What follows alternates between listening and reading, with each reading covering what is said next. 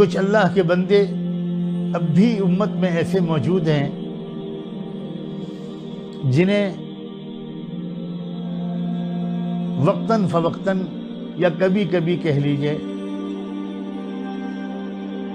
کہ رحمت دو عالم صلی اللہ علیہ وآلہ وسلم کی زیارت اور ہم کلامی کی دولت نصیب ہو جاتی ہے۔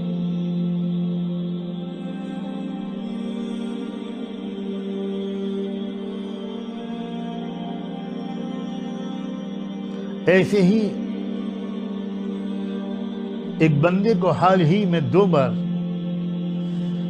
رحمت دو عالم صلی اللہ علیہ وآلہ وسلم کا دیدار اور کچھ ارشادات سننے کا شرف حاصل ہوا۔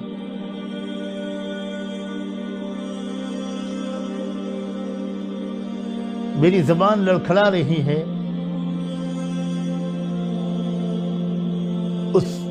ان باتوں کو نقل کرتے ہوئے جو ان دونوں موقعوں پر اللہ کے رسول صلی اللہ علیہ وآلہ وسلم نے اپنے اس امتی سے ارشاد فرمائی،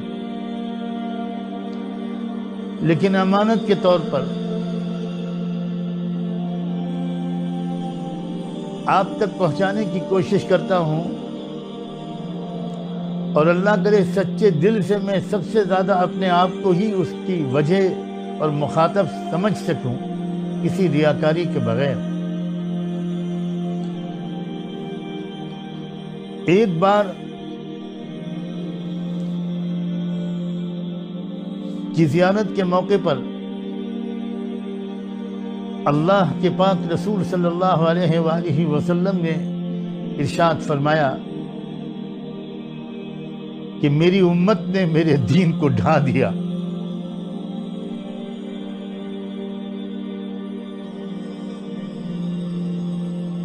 میری امت نے میرے دین کو ڈھا دیا۔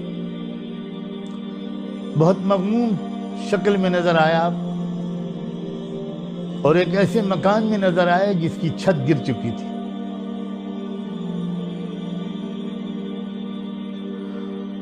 اور اس موقع پر آپ نے یہ جملہ ارشاد فرمایا بڑے غم کے ساتھ اس بندے سے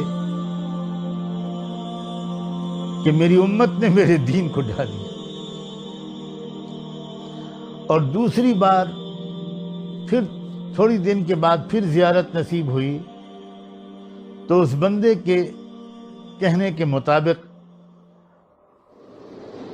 رحمت دو عالم صلی اللہ علیہ وآلہ وسلم نے جو جملہ ارشاد فرمایا وہ کچھ اس طرح کا تھا کہ میرے اپنوں نے مجھے چھوڑ دیا، میرے اپنوں نے مجھے چھوڑ دیا، میرے اپنوں نے مجھے چھوڑ دیا۔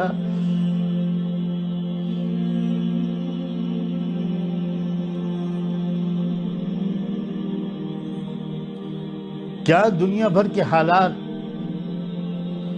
حرمین شریفین سے لے کر پوری دنیا کی مسجدوں تک کا بند ہو جانا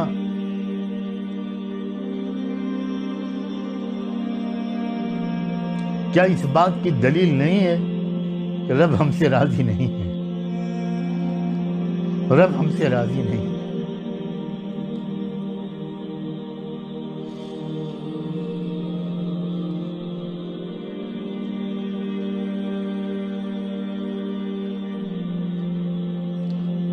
سچے دل سے اللہ کرے کہ یہ اعتراف ہم میں سے ہر ایک کو اور سب سے زیادہ اس کہنے والے کو نصیب ہو جائے کہ اللہ شاید یہ میری ہی گناہوں کی سزا مل رہی ہے۔ ہر شخص سوچے بس اس رمضان میں مختصر سی بات اس وقت کرنا چاہتا ہوں۔ اس رمضان میں سب لوگ اپنے رب سے لپٹ جائیں، قدموں پہ پڑ جائیں، منا لیں، راضی کر لیں، راضی کر لیں، راضی کر لیں۔ روزمرہ کے مشوروں کو بہت کم کر دیں۔ میں ان ماؤں سے بھی کہتا ہوں، بیٹیوں سے بھی کہتا ہوں، نوجوانوں سے بھی کہتا ہوں، اپنے بھائیوں سے بھی عرض کرتا ہوں، زیادہ سے زیادہ وقت اس رمضان میں اللہ کرے کہ میں اور آپ سب دعا میں، معافی مانگنے میں، توبہ کرنے میں، تلاوت کرنے میں اور درود شریف میں گزاریں۔